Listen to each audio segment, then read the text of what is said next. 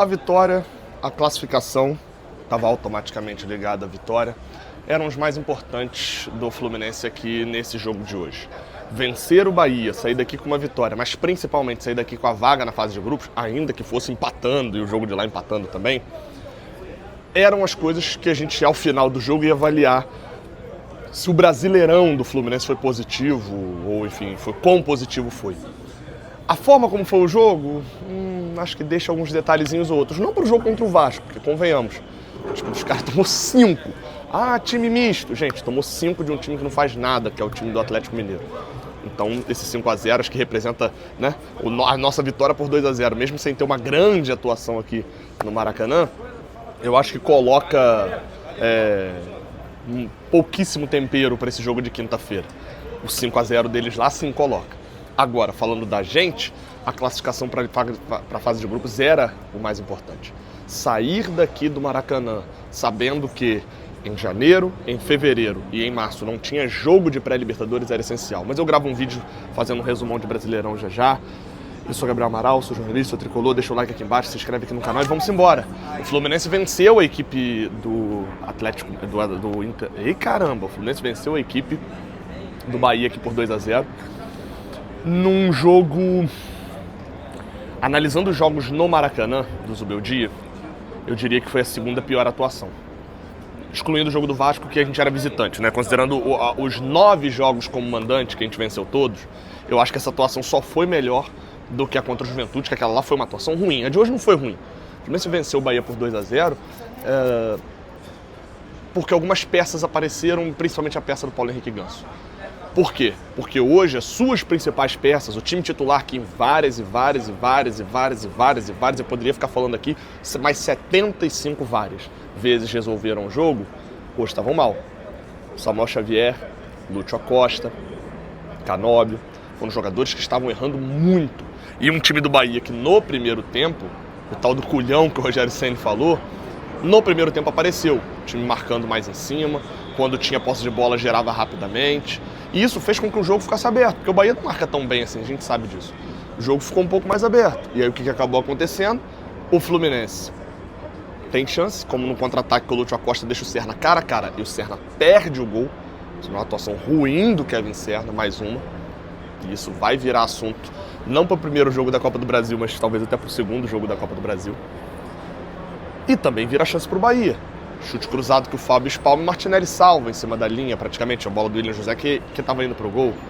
Chances perigosas de um lado, chance perigosa do outro. O Fluminense teve chance com o Everaldo aqui, uma boa jogada pelo lado direito também, que o Everaldo dá um chute, o Ronaldo faz uma defesa até meio estranha, ele pula para o lado e espalma. Aonde a bola, onde ele estava. Né? Só que eu falei aqui dos jogadores que por várias e várias vezes resolveram para o Fluminense, que nesse primeiro tempo, ou no jogo inteiro, na verdade, não resolveram dessa vez. Então quem que ia precisar resolver? Ou jogadores que não estão numa boa sequência, ou novos jogadores. Os jogadores que não estão numa boa sequência seguiram sem resolver. O Everaldo, mais uma vez, não foi o camisa 9, errou até mais do que costuma errar nos últimos jogos. Ele vem irritando muito, mas no jogo de hoje, acho que, apesar da boa finalização, e isso não dá para tirar, no lance ali da defesa do Ronaldo, o Everaldo matou uns contra-ataques que, com a tabela com o Lúcio Acosta, são lances que deixam ele muito em evidência e, enfim, é um problema. O Everaldo é um problema. Quando, no segundo tempo, o Zubeldia decide mexer, e eu não tenho como ignorar o contexto do jogo do Botafogo, porque enquanto a gente empatava aqui por 0-0, a gente estava refém de um gol de o Botafogo não ganhar o jogo. O Botafogo ganhou o jogo. Virou para 2-1, começou a ir para cima, o Botafogo começou a partir para cima, fez o terceiro gol, e aí nesse momento a torcida, e aí fica o destaque aqui, positivo e negativo. O torcedor do Fluminense hoje veio ao Maracanã, mais de 50 mil pessoas, tá certo, tem que fazer isso, a gente fala por várias vezes. Por outro lado, o torcedor do Fluminense sentiu, eu acho ali no início do segundo tempo, quando saem os gols do Botafogo, o torcedor do Fluminense dá uma sentida legal. E fica em silêncio, e o time sente isso também. E aí, com aquele o gol do Botafogo que estava 2-1, depois o Botafogo faz o 3-1, o torcedor do Fluminense ficou naquela, falou, cara, e agora, né? O time do Fluminense aqui não vai fazer gol, o time começou a sentir, foram 12, 13 minutos de desespero. Até o momento em que anulam um gol do Botafogo para poder marcar o pênalti pro Fortaleza. sai o gol de pênalti do Fortaleza, o empate volta e o Fluminense volta a se classificar. O Zubeldia decide mexer, e acho que isso foi uma virada de chave, porque acontecem duas coisas ao mesmo tempo. Tanto a torcida incendiando por causa do gol do Fortaleza, tanto as mexidas do Zubeldia. Ele bota o Hércules, que até entrou de maneira mais discreta no lugar do Nonato, a ver se o Nonato será titular contra o Vasco. Eu não duvido que o Zubeldia tenha gostado do Nonato titular. Acho que hoje prejudicou um pouco a atuação dele pelo amarelo muito cedo que acabou levando, para parar um contra-ataque do Bahia. Essa mexida acho que não fez tanta diferença o Hércules no Nonato. Agora, a entrada do Ganso no lugar de um cansado Lúcio Acosta, que a gente sabe que se dedica muito, corre muito, marca muito, mas vai até 15, 20 no segundo tempo. A entrada de um Ganso podendo jogar 20 e poucos minutos, 30 minutos, para ser mais exato.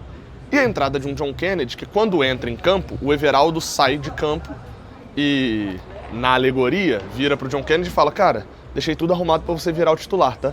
Fiz uma partida péssima, então, né, mais uma, então aqui, ó, tá tudo arrumado, é só você entrar aí, não faz merda nenhuma, faz uma coisa ou outra boa e você vai virar titular. O John Kennedy entrou e, tal qual o Everaldo errou tudo, diferente do Everaldo, não tem um lance para destacar do John Kennedy. John Kennedy pegou na bola 4 vezes, melhor, 5. Ele tenta o drible em uma, vai na raça, ganha o lateral. Ele tenta o drible em outra, é desarmado. Ele puxa um contra-ataque, ele é desarmado. A bola vem um passe nele, ele não domina.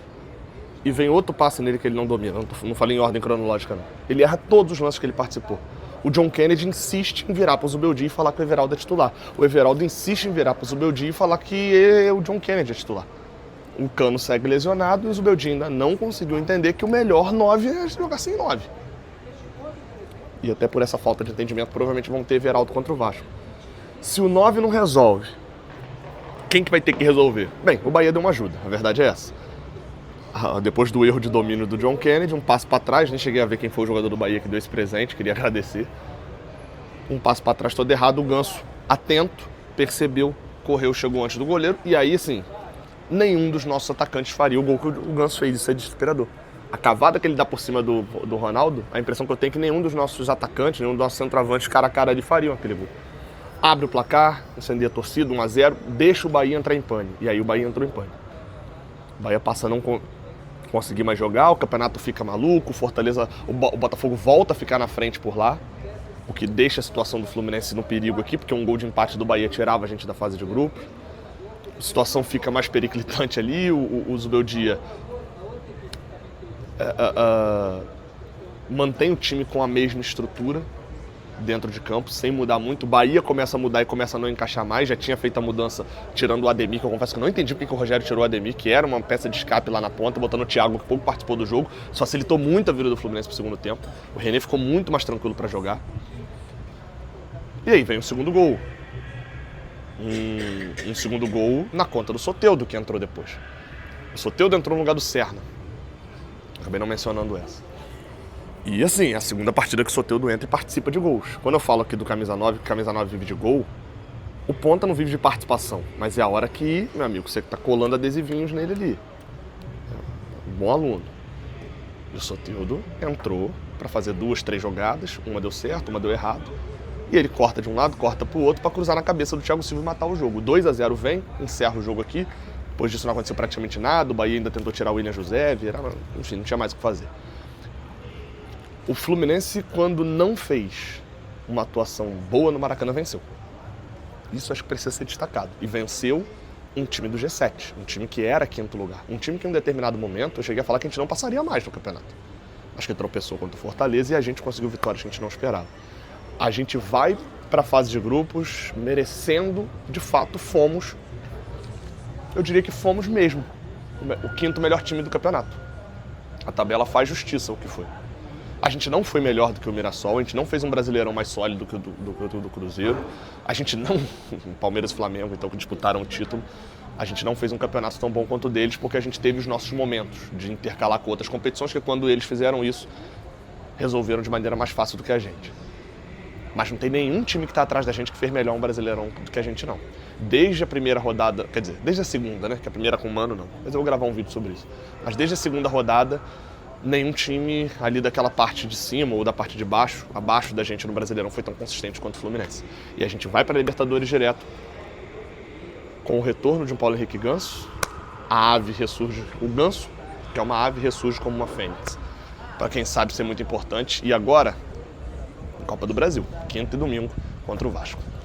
Se inscreve, deixa o like, tamo junto. Essa foi a análise Pocket de Fluminense 2, Bahia 0. Até a próxima. Valeu.